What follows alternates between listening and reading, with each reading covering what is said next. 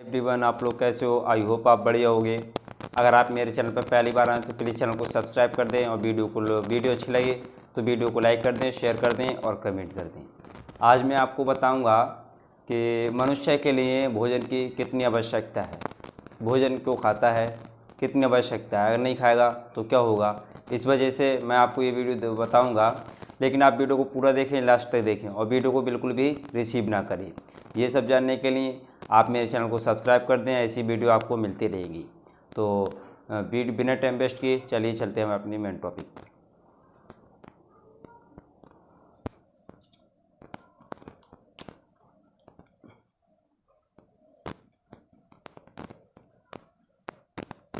यहाँ देखिए, मनुष्य के लिए, मनुष्य के लिए भोजन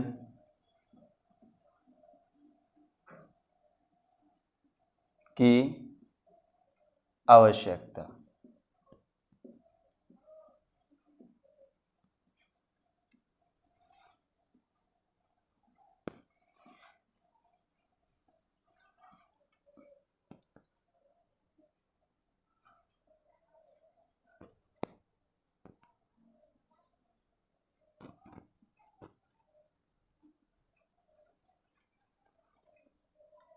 जो है मनुष्य के लिए भोजन की आवश्यकता, ठीक है।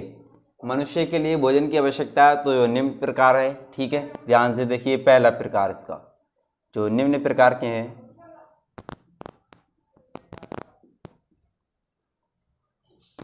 भोजन के द्वारा शरीर में,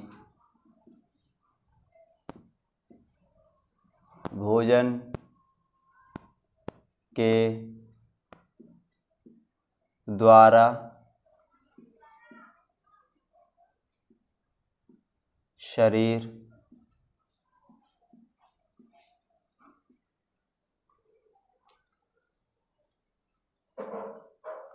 भोजन के द्वारा शरीर में अंगों का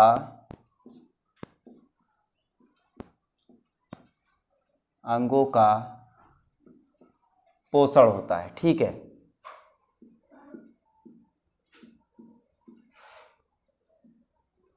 पोषण होता है।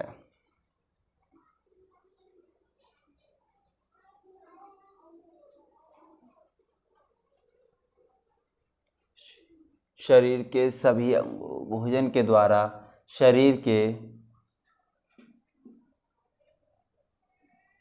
सभी अंगों का पोषण होता है, ठीक है। अब यहाँ पे दूसरा देखिए, जो ध्यान रखने योग्य बातें,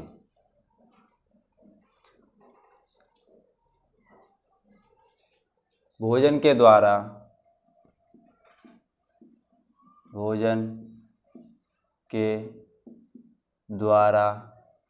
शरीर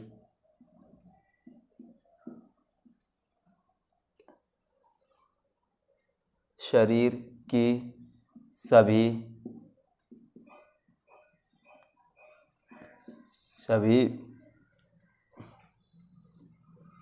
सभी आवश्यकताओं की पूर्ति होती है।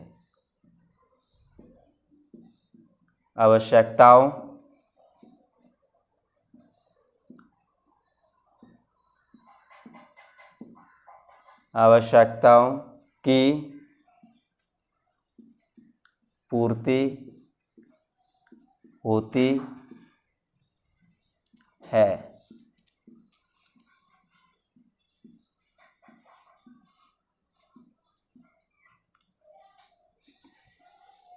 भोजन के द्वारा शरीर के सभी अंगों का पोषण होता है और भोजन के द्वारा शरीर के सभी आवश्यकताओं की सभी अंगों की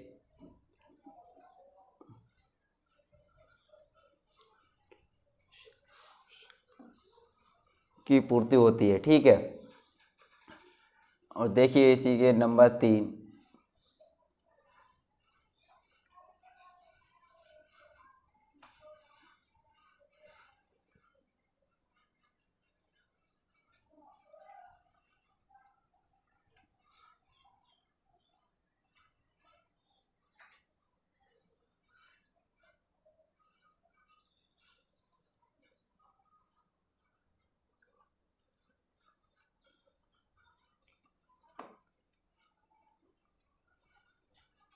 देखिए भोजन से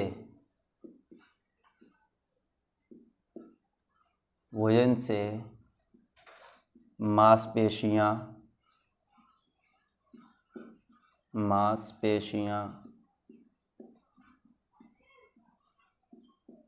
विकसित होती हैं।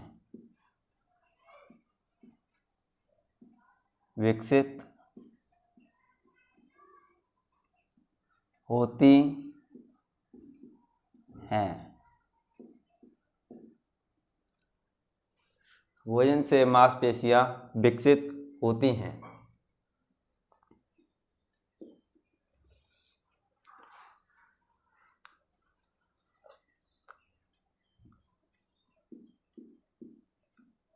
भोजन से अस्थि संतान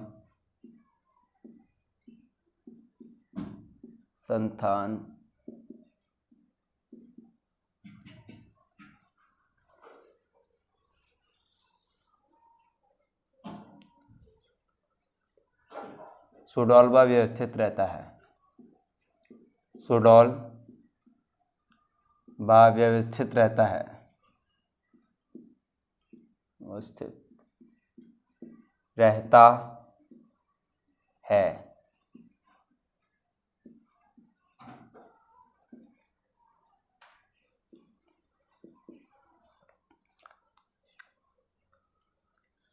भोजन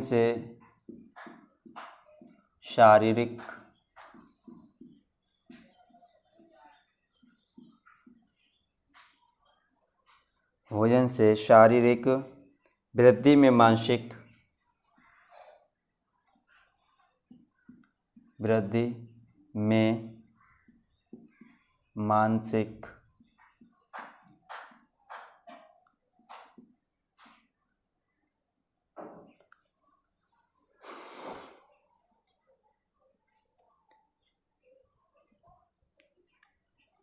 शांति प्राप्त होती है।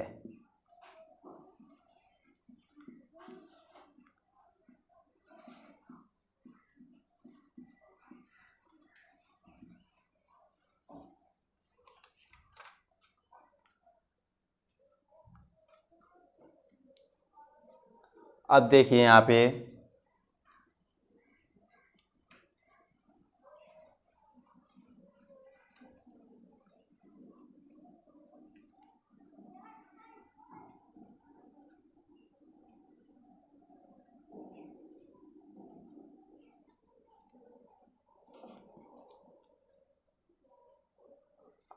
पाक क्रिया में ध्यान रखने कुछ योग्य बातें।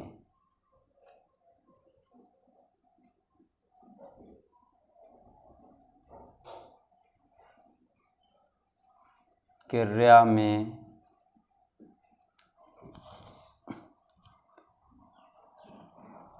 ध्यान रखने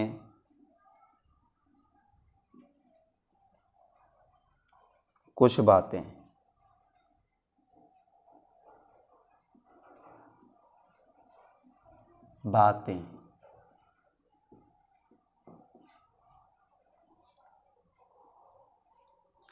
अब देखिए यहाँ पे यानी भोजन पकाने से कई लाभ होते हैं और कुछ सावधानियां भी बरतनी पड़ती हैं हमें, और सावधानियां नहीं बरतेंगे तो क्या होता है। ठीक है, ध्यान से देखिए वीडियो को आप। यानी कि भोजन पकाने से तो कई लाभ होते हैं। ठीक है, पकाने से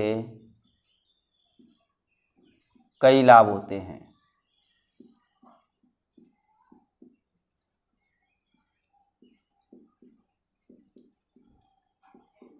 भोजन पकाने से कई लाभ होते हैं, परंतु यदि खाना पकाते समय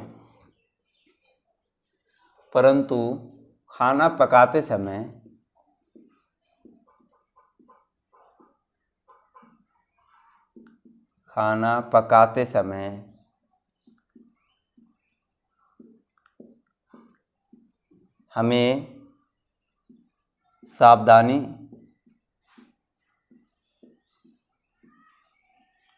सावधानी बरतनी चाहिए।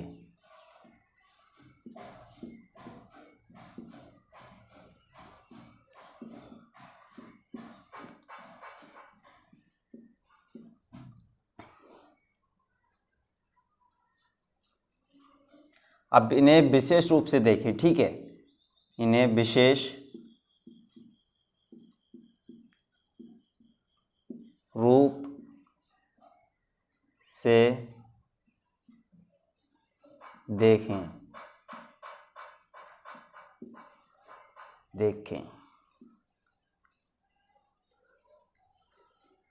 पाक क्रिया में ध्यान रखने कुछ बातें हैं, क्योंकि भोजन पकाने से कई लाभ होते हैं, परंतु खाना पकाते समय हमें सावधानियां बरतनी चाहिए। विशेष रूप से इन्हें विशेष रूप से देखें, ठीक है। क्या क्या सावधानियां हैं वो आप देखिए, मैं लिखवा रहा हूँ, आप नोट कीजिएगा, ठीक है।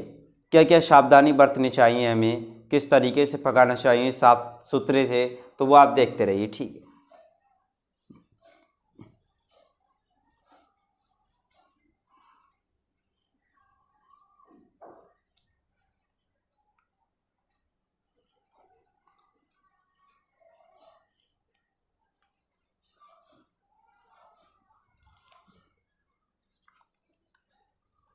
पहला जो है ध्यान रखने के लिए हेडिंग जो है पहली, स्वच्छ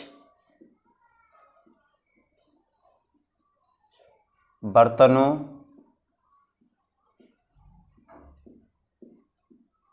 का प्रयोग। मतलब हेडिंग ये है, स्वच्छ बर्तनों का प्रयोग। हमें साफ बर्तन में खाना पकाना चाहिए, साफ बर्तन में हमें खाना पकाना चाहिए।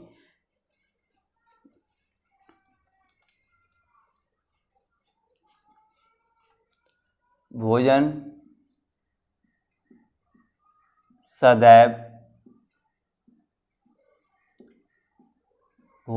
सदैव स्वच्छ बर्तनों में पकाना चाहिए, ठीक है। स्वच्छ बर्तनों में पकाना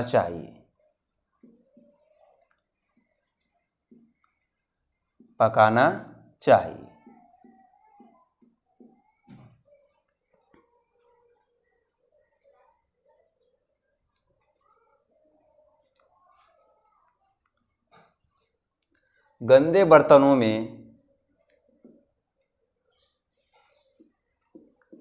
गंदे बर्तनों में हमें खाना नहीं पकाना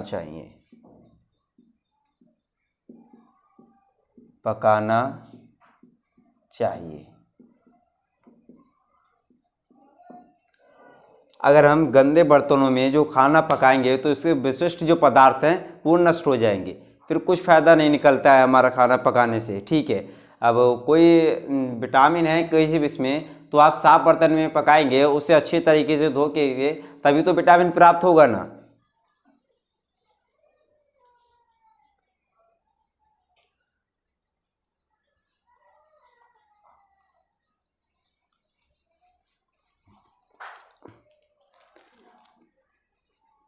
अब देखिए, कलायुक्त बर्तनों का प्रयोग, यानी कि पकाने का कार्य करने वाले के नाखून व कलायुक्त बर्तनों का प्रयोग। बिना कलई वाले पीतल के बर्तनों में भोजन पकाने से वह विषयुक्त हो सकता है, अतः कलई के किए हुए बर्तनों में ही भोजन पकाना चाहिए, ठीक है। अब हाथ और नाखून को साफ रखना चाहिए। खाना पकाने से ठीक है, जो हमें नाखून जो होते हैं, बड़े नाखून जो होते हैं, हमें उनका ध्यान रखना चाहिए। बिल्कुल साफ सुथरे नाखून हो, उनमें गंदगी ना हो, ठीक है। तो हाथ और नाखून साफ रखना, तो पकाना के कार्य करने वाले के नाखून हाथ स्वच्छ होने चाहिए। गंदगी युक्त नाखून भोजन को विषैला बना देता है, ठीक है। उसके बाल भी बंधे व कसे हुए होना चाहिए, वरना अगर बाल बंधे हुए नहीं हैं तो टूट के उसमें गिर सकता है, ठीक है। और झाड़ना साफ़ होना चाहिए, यानी झाड़न साफ़ होना चाहिए। रसोई घर में जो गंदगी होती है वो हमें बिल्कुल साफ़ रखनी चाहिए। धुरता उड़ता वगैरह जो होता है, टंगा रहता है, जम जाता है, वो हमें उसका ध्यान रखना चाहिए कि वो है नहीं, तो हमें रसोई घर को एकदम बिल्कुल साफ़ रखना चाहिए, ठीक है। और खाने के सोडे का प्रयोग ना करना चाहिए, यानी कि कुछ जो लोग भोज्य पदार्थ यानी खाने वाले पदार्थ होते हैं तो उनमें सोडा मिला देते हैं, तो हमें उनमें सोडा बिल्कुल भी ना मिलाना चाहिए। सोडा मिलाने से क्या विटामिन बी नष्ट हो जाता है, उसमें पदार्थ में जो विटामिन बी होता है वो नष्ट हो जाता है। तो हमेशा याद रखिए कि उन्हें खाने में सोडा नहीं मिलाना चाहिए, ठीक है। अब उबाले गए पानी को ना फेंकें, यानी जिस पानी में चावल या हरी सब्जी पकाई गई उबली गई हो उस पानी को फेंकना नहीं चाहिए, क्योंकि उस पानी में पोषक तत्व विद्यमान रहते हैं। चावल या सब्जी में उतना ही पानी डालना चाहिए जितना भी कि वो सोख सकें, ठीक है। अब कम मसालों का प्रयोग करना चाहिए, यानी कि बहुत से लोग होते हैं जो उन्हें मसाला ज़्यादा पसंद है, खाना पकाते हैं ठीक पकाते हैं लेकिन मसाला ज़्यादा डाल लेते हैं। तो हमें ऐसा बिल्कुल नहीं करना चाहिए, हमें मसाला उतना ही डालना चाहिए जितना उसमें आवश्यकता है। जिस खाने में उसकी आवश्यकता है हमें उतना ही डालना चाहिए मसाला, उससे ज़्यादा नहीं डालना चाहिए, ठीक है। अब भोजन को बार बार गर्म करना, अब भोजन को बार बार गर्म करना भी नहीं चाहिए, क्योंकि उसके पोषक तत्व जो होते हैं वो नष्ट हो जाते हैं। हमें खाना ऐसे टाइम पे यानी कि पक गया टाइम से तब खा लेना चाहिए, और बार बार हम गर्म करेंगे उसे तो उसके जो पोषक तत्व जो होंगे वो बार बार नष्ट हो जाएंगे। और सब्जियों को धोकर काटना चाहिए, यानी कि जैसे मूली, ठीक है, इस तरीके से कि अगर सब्जी ले रहे हैं हमारी सब्जी तो उसे पहले हमें धो लेना चाहिए, फिर बाद में उसे काटना चाहिए। और लोग करते हैं कि बोले मूली पहले हमने काट लिया, ठीक है, मूली पहले हमने काट लिया फिर उसे बाद में रगड़ रगड़ के धो रहे हैं, तो ऐसा नहीं करना चाहिए। पहले हमें धो लेना चाहिए, उसके बाद में हमें मूली को काटना चाहिए। जैसे मूली में बहुत सारी सब्जी हैं फिर हमें काटना चाहिए। अगर हम पहले काट लेते हैं तो उसके जो विटामिन जो होते हैं, ठीक है, वो सब नष्ट हो जाते हैं, उसमें फिर कुछ नहीं बचता है, ऐसे ही बचता है जो चीज़ होता है, ठीक है।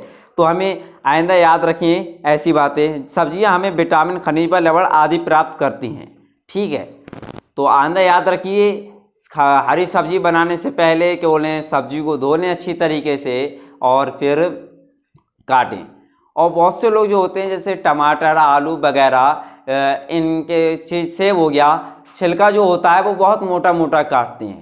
पहली बात तो आलू का काटते हैं तो बहुत महीन काटिए छिलका, ठीक है, वरना हमें टमाटर का, सेब का, इनका क्या ज़रूरत है छिलका काटने की, उसी में विटामिन होता है।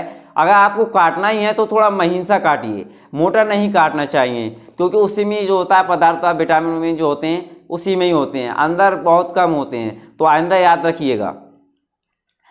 अब भोजन पकाने के सिद्धांत, यानी कि चावल दाल को अच्छी तरह धोकर पानी में भिगोएं, फिर उसी पानी में पकाएं। यानी कि चावल और दाल को अच्छी तरह धो लिया हमने, ठीक है, अब फिर उसे फेंक दिया, तो ऐसा नहीं, साफ़ सुथरा कुछ तो एक बार धोया थोड़ी गंदगी निकली, ठीक है, तो कोई नहीं, आप दूसरा के धोते हैं तो वो फेंक देते हैं, तो ऐसा नहीं चाहिए कि दाल या चावल को उसी पानी में धोएं फिर उसी में पकाने के लिए रख देना चाहिए। इससे पौष्टिक तत्व नष्ट हो जाते हैं, कि यानी जो बचा हुआ पानी जिससे हम धोते हैं उसे फेंक देते हैं, तो इससे पौष्टिक तत्व जो होते हैं वो नष्ट हो जाते हैं। अब देखिए हरी पत्ती वाली सब्जियों को उबालकर उसका पानी न फेंकें, अन्यथा उसमें उपस्थित विटामिन बी, खनिज लवण नष्ट हो जाएंगे। अब चावल को पकाने के बाद मार ना निकालें, जिससे उसके पौष्टिक तत्व सुरक्षित रह सकेंगे। यानी कि लोग चावल पकाते हैं तो उसमें मार निकलता है, ठीक है, तो हमें ऐसा बिल्कुल ना करना चाहिए कि हमें मार ना निकालें। और आप मार निकाल ही रहे हैं तो पतले दुबले इंसान को खिला देना चाहिए, ठीक है। पहली बात तो मार निकाले ही ना उसमें मार, ठीक है। अब भोजन को पकाते समय स्वच्छता का ध्यान रखना चाहिए। भोजन का हमारे स्वास्थ्य से सीधा संबंध है। यदि भोजन स्वच्छता से ना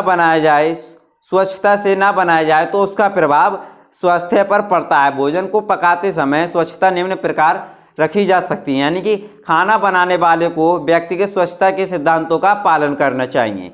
और भोजन पकाने के स्थान, भोजन पकाने व परोसने के स्थान, बर्तन स्वच्छ होने चाहिए, यानी कि हम जिसमें खाना पका रहे हैं वो बर्तन हमें साफ़ होना चाहिए, जैसे मैंने लिखवाया था, ठीक है। और जिस जगह बैठकर हम खाना खा रहे हैं जिसमें हम उसमें परोसेंगे तो ठीक है, उतारेंगे मतलब, तो वो भी बर्तन साफ़ होना चाहिए और बिल्कुल साफ़ सुथरी जगह पे हमें खाना बैठकर खाना चाहिए, ठीक है। अब भोज्य पदार्थों को आवश्यकता अनुसार बीनकर व धोकर पकाना चाहिए।